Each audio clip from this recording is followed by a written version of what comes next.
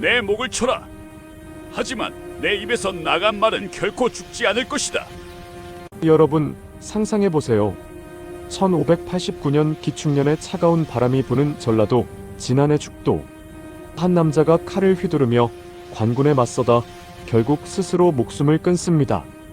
그가 바로 조선 역사상 가장 미스터리하고도 위험했던 인물, 정여립입니다. 그런데 여러분, 놀랍지 않으세요? 그가 죽기 직전까지 외쳤던 건 왕을 죽이자가 아니라 천하는 공공의 물건인데 어찌 주인이 따로 있겠느냐는 말이었습니다. 요즘 식으로 표현하면 국민주권주의나 민주주의의 씨앗 같은 소리였죠. 당시 성리학이 지배하던 조선에서 이런 말을 했다는 건 오늘날 강남 한복판에서 사유, 재산을 모두 몰수하자고 외치는 것보다 훨씬 더 충격적인 스캔들이었습니다. 과연 그는 시대를 앞서간 혁명가였을까요? 아니면 권력의 눈이 먼 광기 어린 반역자였을까요? 오늘 그 서늘하고도 뜨거웠던 정여립의 진실 속으로 깊숙이 들어가 보겠습니다. 선조 22년 전라도 진안죽도라는 섬의 관군이 들이닥쳤을 때의 상황을 한번 떠올려 보세요. 정여립은 자신의 아들과 함께 포위망에 갇혔습니다. 기록에 따르면 그는 아들을 죽이고 자신도 자결했다고 하죠. 그런데 여기서 잠깐 여러분, 당시 사람들은 의아해했습니다. 왜 그렇게 급하게 자살했을까? 항설에 따르면 정여립이 실제로 반역을 꾀한 게 아니라 당시 권력 실세였던 서인 세력이 남명 조식의 제자이자 동인 쪽 인물인 정여립을 제거하기 위해 조작했다는 음모론이 파다했습니다.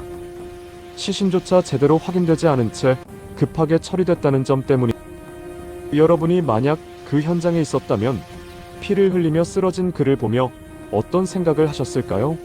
정말 반역의 수괴였을까요? 아니면 억울하게 희생된 프레임의 희생양이었을까요? 정여립이 입버릇처럼 하던 말이 있었습니다. 천하공물 하사비군.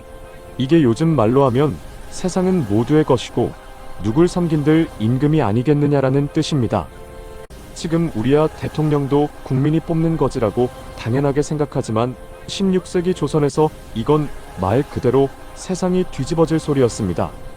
임금은 개인이 소유하는 게 아니라 잠시 맡아 관리하는 존재라는 그의 생각은 당시 지식인들에게 신선한 충격을 넘어 공포를 안겨주었죠.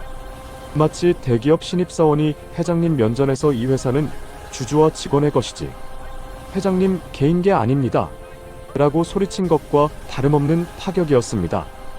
정여립은 전라도 전주에 내려가 대동계라는 조직을 만듭니다.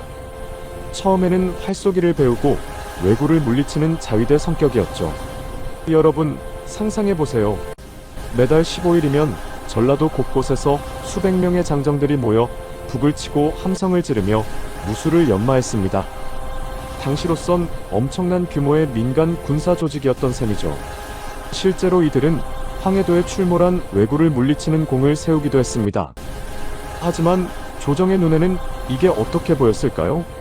저놈들이 언제 칼끝을 한양으로 돌릴지 모른다는 불안감이 엄습했을 겁니다. 요즘으로 치면 정부의 허가 없이 수천 명이 무장단체를 조직해 훈련하는 격이니 공권력이 긴장하지 않을 수 없었겠죠. 정여립은 원래 율곡 이이에 촉망받는 제자였습니다. 서인 세력의 핵심 유망주였죠. 그런데 이이가 죽자마자 그는 태세를 전환해 동인 세력에 붙어버립니다. 그러면서 스승인 이이를 비판하기 시작했죠. 이를 본 선조는 불같이 화를 냈습니다. 스승을 배반한 놈은 인간도 아니다라며 정여립을 형편없는 인간으로 낙인 찍어버렸습니다. 여러분, 직장 상사가 나를 죽도록 싫어하는데 그 앞에서 당신 틀렸어라고 말할 수 있는 용기가 있으신가요? 정여립은 그랬습니다. 결국 조정에서 버티지 못하고 고향으로 내려갔는데 이것이 비극의 시작이 될 줄은 꿈에도 몰랐을 겁니다. 정여립의 죽음 이후 벌어진 기추복사는 조선 역사상 가장 잔혹한 숙청 중 하나였습니다. 정여립과 조금이라도 연루된 사람, 편지를 주고받은 사람, 심지어 그의 사상에 동조한 사람까지 무려 1000여 명이 죽어나갔습니다. 당시 호남의 인재들이 씨가 말랐다고 할 정도였죠. 정철이라는 인물이 추국관이 되어 이 피바람을 주도했는데 요즘 검찰 수사로 치면 수만 명을 탈탈 터는 초강력 수사였던 셈입니다. 이 사건 때문에 호남 지역은 오랫동안 반역의 땅이라는 억울한 낙인이 찍히게 됩니다. 정여립이라는 한 인물의 선택이 한 시대의 비극을 초래한 것이죠. 정여립에 대한 기록은 대부분 역적으로 몰려 삭제되거나 왜곡되었습니다. 하지만 항설에 따르면 그가 죽도에서 자결할 때 곁을 지켰던 여인에 대한 이야기가 전해집니다. 반역자로 몰려온 세상이 등을 돌렸을 때 끝까지 그의 곁에서 죽음을 함께하려 했던 여인의 순애보. 그는 강한 혁명가였지만 한편으로는 자신을 믿어주는 사람들에게는 무한한 애정을 쏟았던 따뜻한 리더였을지도 모릅니다. 세상을 바꾸고 싶어 했던 남자를 사랑한 죄로 이름 없이 사라져간 여인들의 슬픔이 죽도의 파도 소리에 섞여 들리는 듯합니다. 정여립을 현대적으로 해석해 볼까요? 그는 아마 SNS에서 수십만 명의 팔로워를 거느린 사이다. 정치인이나 대중선동에 능한 혁명가였을 겁니다. 기득권의 불합리를 꼬집고 세상의 주인은 당신들이다라고 외치는 그의 연설에 수많은 청년이 열광했을지도 모르죠. 하지만 동시에 스승을 배반했다는 논란과 과격한 조직 운영으로 끊임없이 구설에 올랐을 인물입니다. 여러분은 이런 리더가 우리 곁에 있다면 지지하시겠습니까? 아니면 경계하시겠습니까? 전해지는 이야기에 따르면 정여립은 키가 크고 풍채가 당당하며 목소리는 종소리처럼 울렸다고 합니다.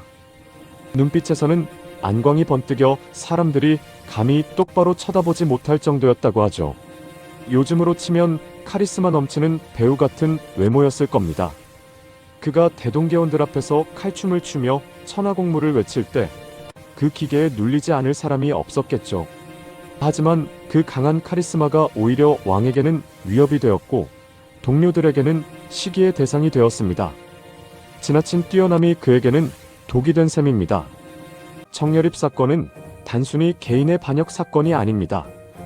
당시 동인과 서인이라는 정당 간의 처절한 권력 투쟁의 산물이었죠. 정여립은 그 불길 속에 던져진 가장 큰 땔감이었습니다. 서인은 정여립을 이용해 동인을 완전히 괴멸시키려 했고 선조는 이를 통해 왕권을 강화하려 했습니다. 정치는 예나 지금이나 무섭습니다. 한 사람의 목숨과 수천 명의 삶이 정치적 계산기 속에서 지워지는 과정을 보면 소름이 돋지 않나요? 정여립이 죽은 후 그의 집은 헐리고 그 자리는 연못으로 파헤쳐졌습니다. 반역자의 흔적을 아예 없애버리겠다는 조선의 형벌이었죠. 하지만 전주 지역 사람들은 오랫동안 그를 남몰래 기렸습니다. 그분이 꿈꿨던 세상은 정말 나쁜 세상이었을까? 라는 의문이 입에서 입으로 전해졌죠. 그가 파헤쳐진 자리에 핀 꽃은 어쩌면 그가 못다 이룬 평등한 세상에 대한 미련이 아니었을까요? 정여립은 부유한 가문 출신은 아니었지만 대동계를 운영할 만큼의 자금력이 있었습니다. 그 돈은 어디서 나왔을까요? 아마 뜻을 같이 하는 지방 부호들의 후원이 있었을 겁니다. 요즘으로 치면 정치 후원금이죠. 그는 그 돈을 개인의 영달이 아니라 조직을 키우고 사람들을 먹이는 데 썼습니다. 사리사욕보다는 큰 그림을 그리려 했던 인물임은 분명해 보입니다. 다만 그 그림이 왕의 자리를 노린 것인지 아니면 체제의 변화를 노린 것인지가 영원한 숙제로 남았을 뿐이죠. 이제야 말씀드리지만 정여립은 전주에서 태어났습니다. 명문가까지는 아니어도 지방에서는 꽤 알아주는 선비 집안이었죠. 어려서부터 영특함이 남달라 신동소리를 들었습니다. 하지만 그의 가계 기록은 반역 이후 철저히 말살되었습니다. 조상들의 묘비가 깎여나가고 자손들은 노비가 되거나 뿔뿔이 흩어졌습니다. 한 사람의 잘못? 으로 온 가족이 멸문지화를 당하는 연좌제의 비극, 지금의 관점으로는 상상조차 할 수 없는 인권 침해의 현장이었습니다. 우리가 아는 정여립의 이야기는 대부분 그를 죽인 승자서인들이 기록한 것입니다. 그는 포악했다, 음흉했다, 반역을 꾀했다는 식이죠. 하지만 승자의 기록 뒤에 숨겨진 진실은 무엇일까요? 항설에서는 그를 의로운 영웅으로 묘사하기도 합니다. 역사는 기록하는 사람의 것이라지만 억울하게 지워진 목소리를 찾아내는 것이 우리 후손들의 몫이 아닐까 싶습니다. 칠흑 같은 어둠 속에서 정여립은 무슨 생각을 했을까요? 자신이 믿었던 동지들이 고문을 견디지 못해 자신의 이름을 부르고 관군이 축도 섬을 에워싼 그 마지막 순간 말입니다. 나의 꿈은 여기서 끝나는가? 아니면 이제 시작인가? 그는 아마 자신의 죽음이 조선 역사에 거대한 파란을 일으킬 것임을 예감했을 겁니다. 그의 죽음은 끝이 아니라 이후 일어난 수많은 민중항쟁의 정신적 뿌리가 되었으니까요.